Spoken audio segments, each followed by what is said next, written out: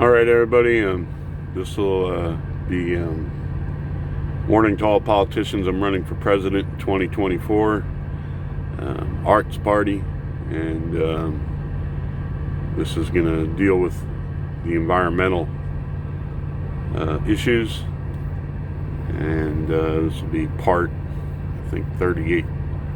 Anyhow, before I get started, see, there's some more stuff going on.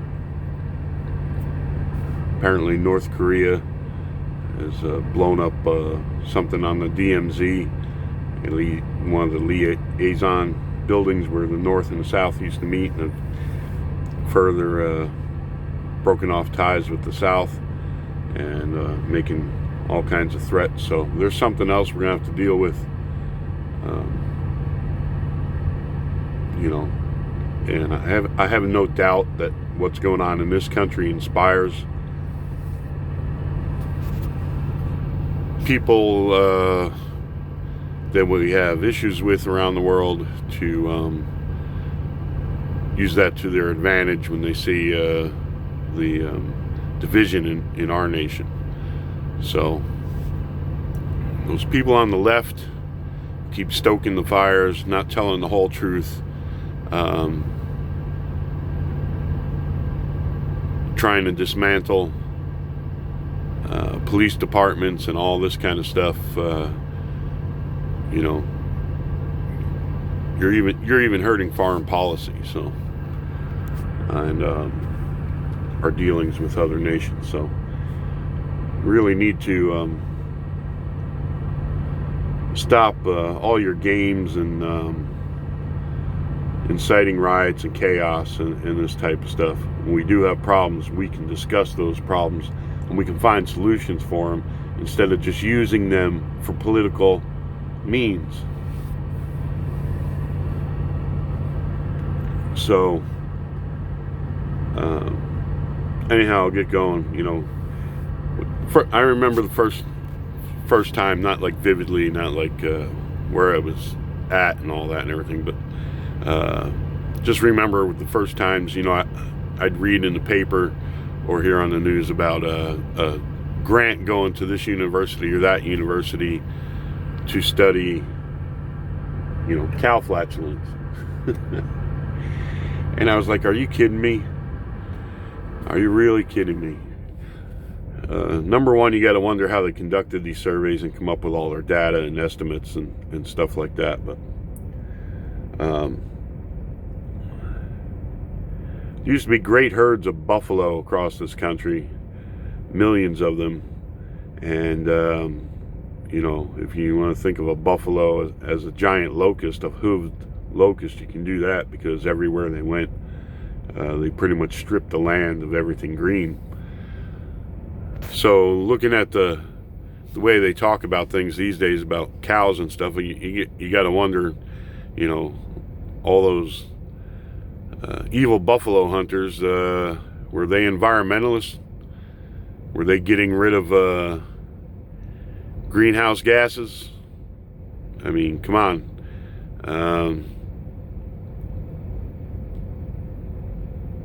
We all know it was used to hurt the Native Americans because that was their primary food source. And you got to wonder, now we have these people going around, not people going around, but we have these groups who trying to bring back the buffalo in some numbers. Some are being raised as alternatives to beef. And I've had buffalo and deer and all that. I don't hunt though, and both were a little too gamey for me, but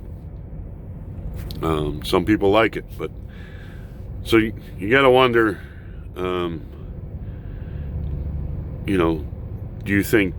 you really think cows could take down God's creation? Flatulence from cows? I don't. Not for a second. Do we need to do something about environmental issues and watch how we treat the planet and the air and the water? Yes, we do. But we can do that in a reasonable intelligent manner without all the extremist views,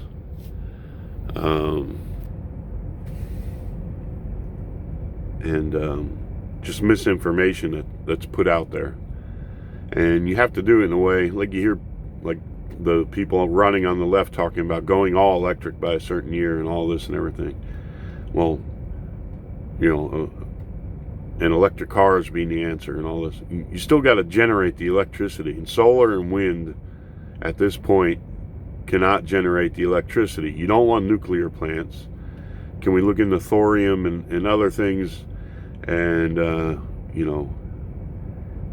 alternative energy sources to meet our energy needs? Like I said, we take a lot of what we put in defense and kind of spread it around. If we can get all the nations in the world to agree to live in peace, all military budgets could come down. We could put all that money in science into new energy and a lot of other fields. But until we have another energy source, what do we got? We still got coal, fossil fuels. So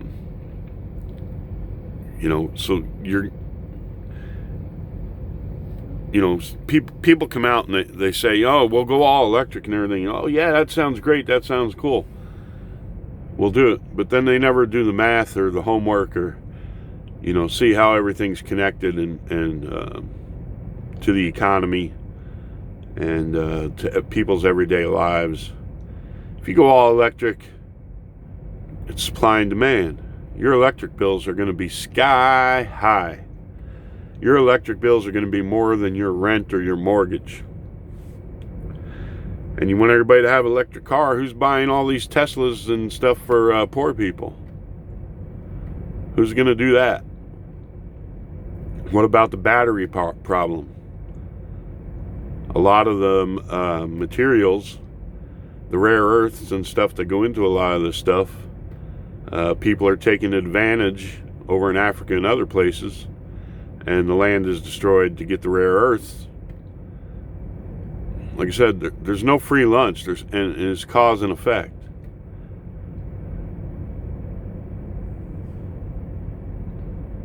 So yeah, hey, let's go all electric by such and such.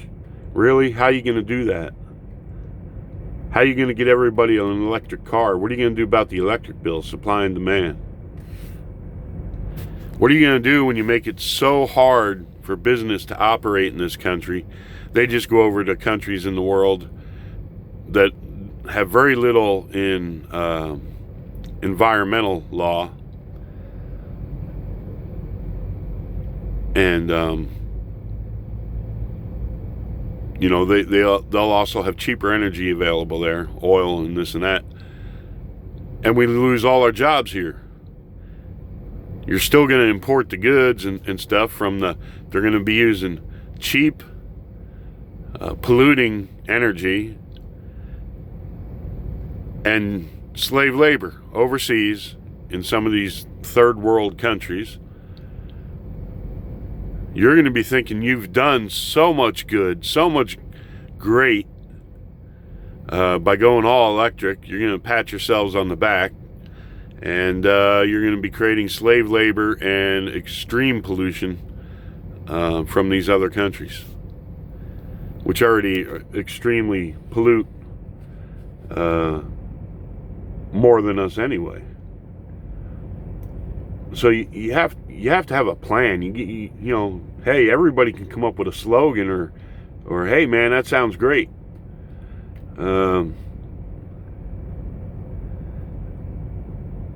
It's just beyond me the way the news media throws stuff out there, and these politicians throw stuff out there, and everyone goes, yeah.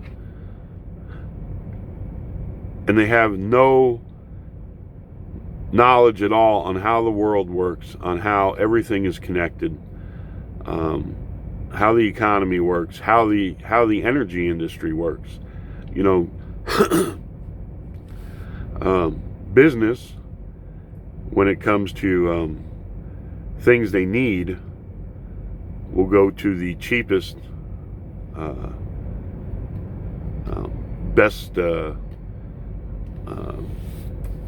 avenue for them to make more profit and to compete.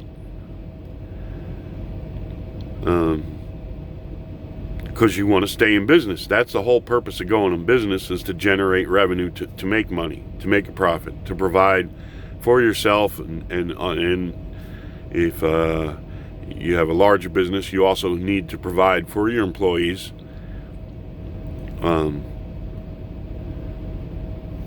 So if you make all that extremely difficult to be done here in the United States, they're just going to take it overseas or south of the border. You're going to feel great. You can pat yourself on the back. You'll be driving down the road in your Tesla. You're not polluting, this and that. Well, you won't be polluting if we come up with some alternative energy other than fossil fuels to generate electricity.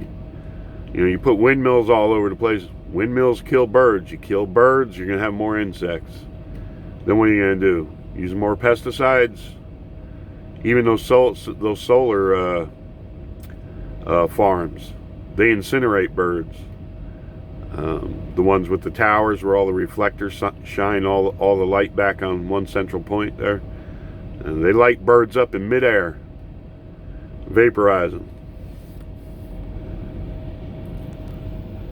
So there's no free lunch. There's cause and effect.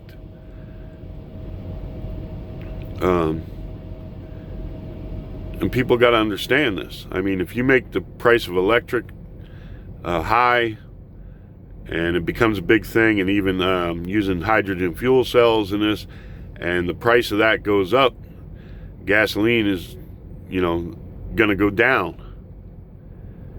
And when it goes down far enough, everyone's going to want to switch to that.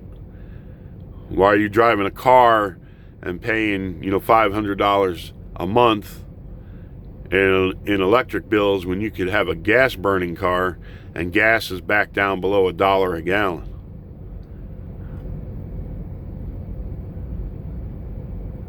It's cause and effect. Supply and demand. There's no free lunch. Then you're going to have to make a law that nobody can use gasoline anymore. Everyone's going to have to be on electric.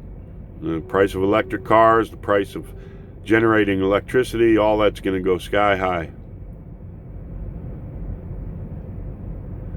So I think we can find alternatives. We can do things smarter when we plan our cities, and we need to catch up on the infrastructure.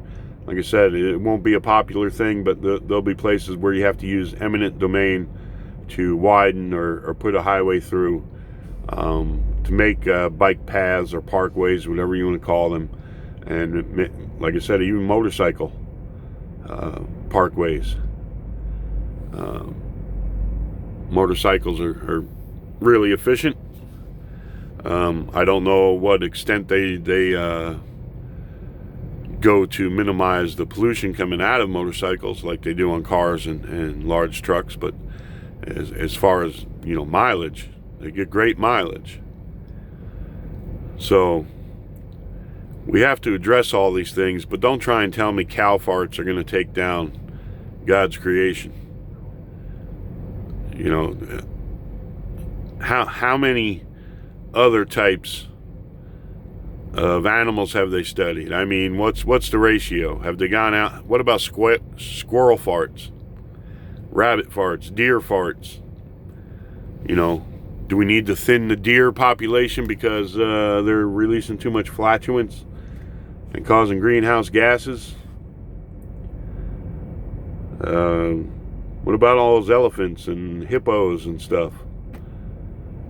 Do we need to give people money to go and study their flatulence? I mean, honest, you ever thought about it? Oh, it's the cows. Well, I don't know how big the deer population is in the United States, but did anybody go out and study their flatulence? I mean, let's get real. Oh, we got to get rid of the cows. And hey, I've found out recently, hey, we're not supposed to eat that much meat anyway. And so I'm finding that out. That is now, I know it's the truth. And you ask dentists, our teeth weren't made to eat meat. And if you look at around the world, all the largest and strongest animals around the world are the herbivores, not the carnivores. Look at a whale versus a shark. Look at an elephant versus a lion. Now, a lot of those large animals eat constantly and have to eat, and they're eating greenery. So you have to look at that. But and my personal choice is switching to a more vegetarian diet. I ain't going to try and enforce that on anybody. That's my choice. You have your choice. But the truth is, you look at our health, and you look at the amount of red meat they say is in all our guts, and you look at the damage to our teeth, and the way our teeth were designed, we're not supposed to eat that much meat. But I would never side with these people who go into restaurants and stuff and assault people eating a cheeseburger and call them murderers. You are allowed to eat meat, you're just not supposed to eat so much of it.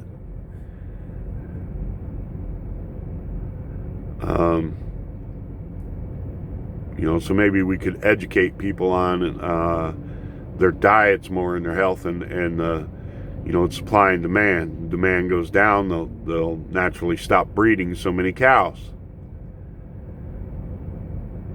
But education, not fanaticism and extremism, is the way to go. You start teaching kids better about their health and how their bodies are designed, and about economics and how business works and all these things when they're young in school.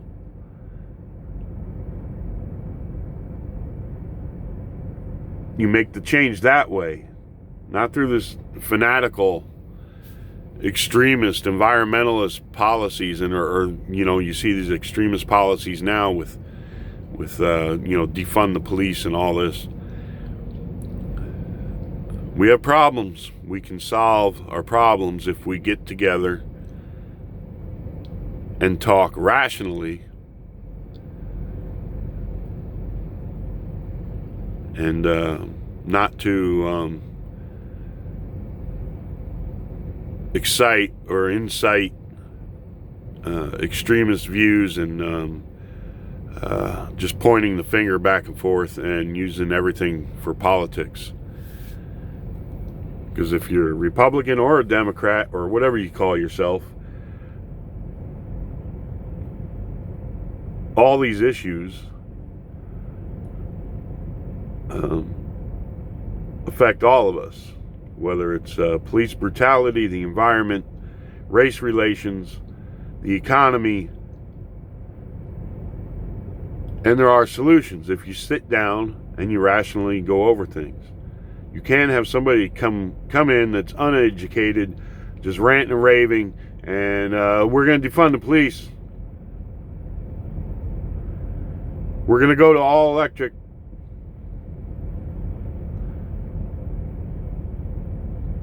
You have to look at all the data and stuff, and the history of the world. No society is going to exist or be able to function in a normal manner if you get rid of authority and police.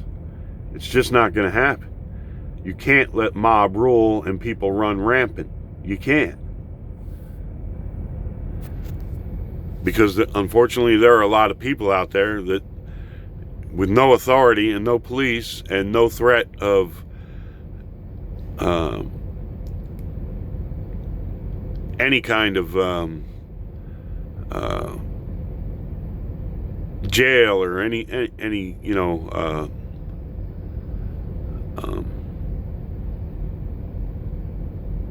not having to have any self-responsibility and just live off the hook will just terrorize people. So we have problems, but we got to sit down and go over stuff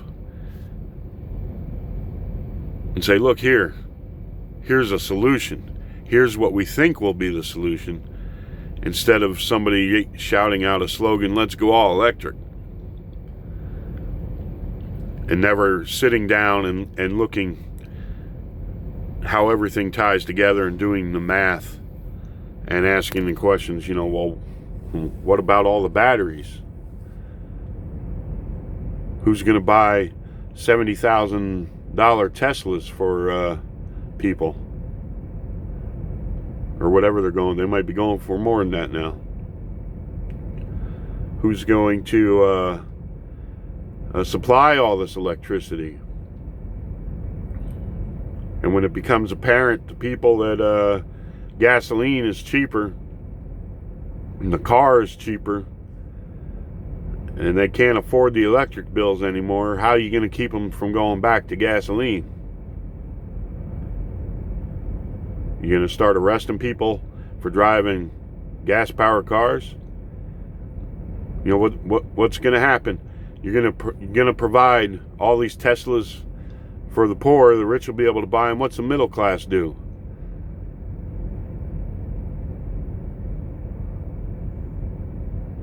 Then you're gonna turn your sights on the middle class who can't afford the Tesla and they make too much money for the program to get a free Tesla. You're gonna turn around and then they're gonna be arrested, even though it's their tax dollars that provided the Teslas for the poor people.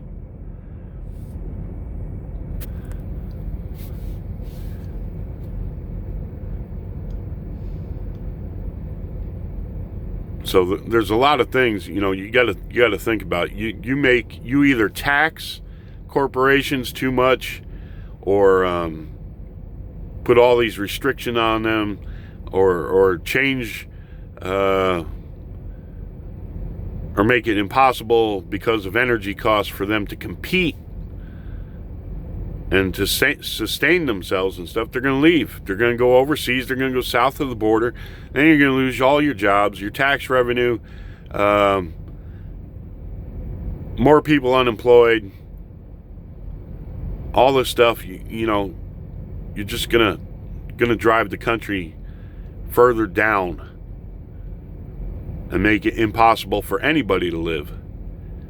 Then where are you going to get the money for all your welfare and stuff like that? You drive all the business out of the country and people can't work. Where's the tax revenue going to come from then? Because like I said, governments can print money out of thin air or make money out of thin air to a certain extent. But when you do it too much and it's all going into welfare or just to certain like the military industrial complex or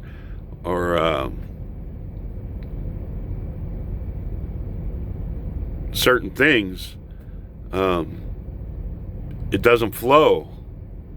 And then it also affects our dealings, the value of our currency overseas to buy goods and stuff like this.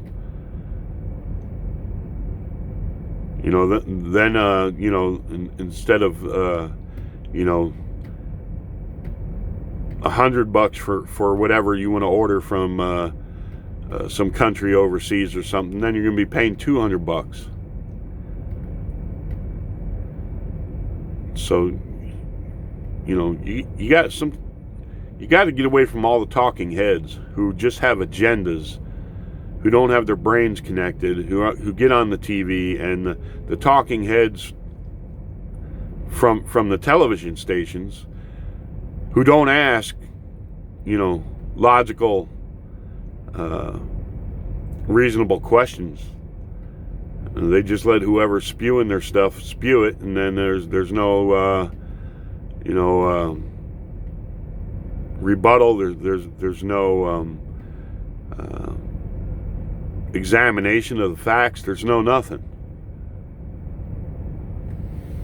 You're just getting politically based, biased information most of the time, trying to influence you one way or the other. We have to look at that too. News media needs to start being held accountable. You can't put a clip on the TV, white officer shoots black man, and not show, hey, what was the reason? What else was going on?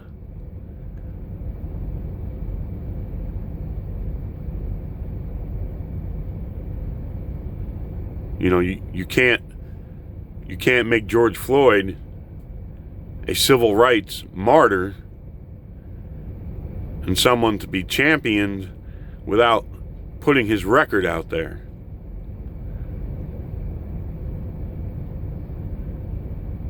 You can't play these word games and these crying liberal politicians like the guy up in Seattle. Oh, how many events happened that we haven't had body cameras there? How much? And he gets all teary-eyed and choked up and all this because he wants votes, number one, without turning around and saying, well, how many other events were there that George Floyd was involved in? I don't hear anybody asking for a law to make criminals wear body cams when they terrorize people, when they hurt people. Maybe that'll be part of my campaign too. Maybe that'll be it. From now on, if you're convicted of a serious enough crime, we're going to permanently mount a body camera to you. So when you go on your little crime spree, we can see what you do. How about that? So I know it's all supposed to be environmental. I'm sorry for going off on a tangent there. But where's the call for body cams on criminals?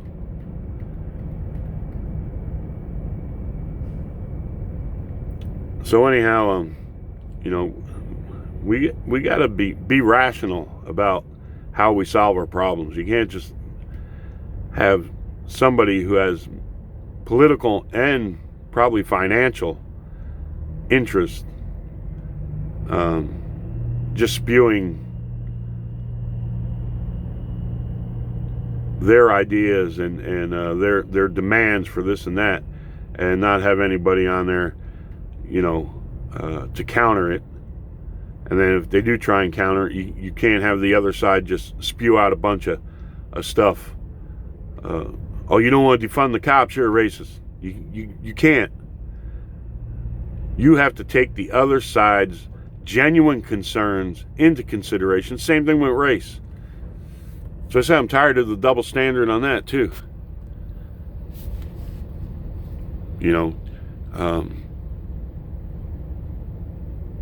I'm tired of being told I got to feel sorry, whether it's some jerk living in a trailer park in Iowa or someplace, or meth head making meth and the cops have busted him 2 or 3 times, and something bad happens to him, or he gets his ass kicked or something. I'm supposed to feel sorry for him? I don't feel sorry for him. It doesn't matter what color they are. I don't feel sorry for him. Cops got to go domestic calls all the time. The same drunken crap going on. Whether it's in the inner city or out in rural America, you see, well, they took cops off, so you're not going to be able to see it no more. They got to go answer these calls. Same junk. People not being responsible for themselves, can't get their shit together, can't function in society.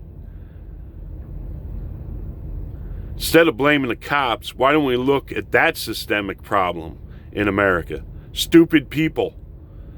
How about that? How about we look at that systemic problem? Stupid people of all colors. Instead of blaming the cop. who has to go deal with it and then deal with politicians telling them, no, you can't deal with it.